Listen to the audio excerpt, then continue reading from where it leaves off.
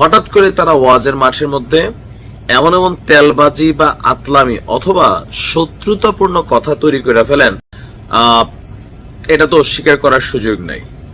But আলেমদের মধ্যে মাঝে মাঝে একটা অদ্ভুত রোগ কাজ করে, আমি দেখছি এটা। হঠাৎ করে তারা ওয়াজের মাঠের মধ্যে এমন এমন তেলবাজি বা আতলামি অথবা শত্রুতাপূর্ণ কথা তৈরি করে ফেলেন, যেটার ফলে হয় কি ওয়াজের মাঠে ওনাদেরকে বাধা দেওয়া হয়, মাঝে মাঝে অত্যাচার করা হয়, মাঝে মাঝে জেলও খাটতে হয়। তবে তেলবাজি যে সবাই পছন্দ করে না, এটা হয়তো রফিকুল্লাহ আফসারী হুজুর তিনি হয়তোবা বোঝেন নাই। যে পরিমাণ জনগণকে নিয়ে যে ডক্টর ইউনূসের জীবদ্দশায় নির্বাচন দিও না, নিয়ামত দিছে আল্লাহ, তো ওনাদের বক্তব্য শুনে মাঝে মাঝে ধরেন প্রকৃত যারা কি বলা হয় যে দিনের অনুসারী আছেন, তারাও হয়তো টেনশনে পড়ে যায় যে কোনটা নিয়ামত আসলে কোনটা কি, তাই না? এখন ডক্টর মোহাম্মদ ইউনূস জাতির একাংশের জন্য নিয়ামত আর একাংশের জন্য আযাব।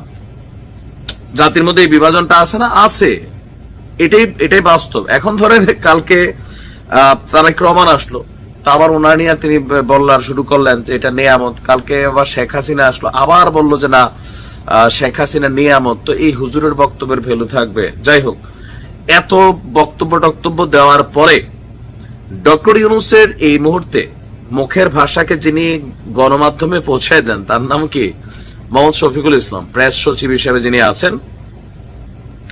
তিনি আপনার কি বলা হয় যে রফিকুল্লাহ আফসারী হুজুরের যে ভিডিওটা তিনি এটা শেয়ার করেছেন, শেয়ার করে তিনি একটা ক্যাপশনে একটা লেখা লিখছেন। তিনি লিখছেন যে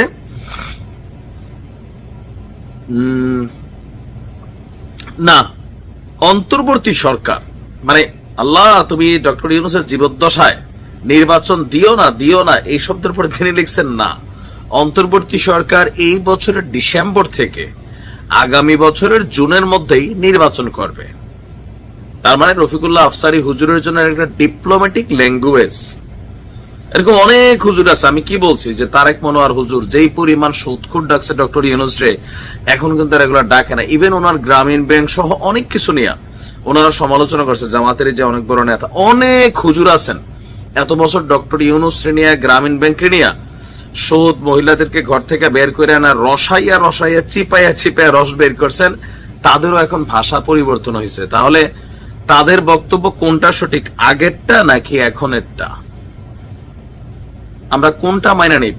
একই মুখে এত রঙের বক্কর চক্কর কথা কইলে ভাই দেখেন রাজনীতিবিদরা বলবে, এই জন্য এদেরকে মানুষ খুব বেশি পছন্দ করে না। কিন্তু যারা আলেম ওলামা বা ধর্মীয় পণ্ডিত, হিন্দু, বৌদ্ধ, খ্রিস্টান, যে ধর্মেরই হন, আমি আবারও বলি বিনীতভাবে, আমার কথা যেভাবে নেন, রাজনীতি আর ওয়াজের মাঠ এটা আলাদা জিনিস হওয়া সবসময় উচিত।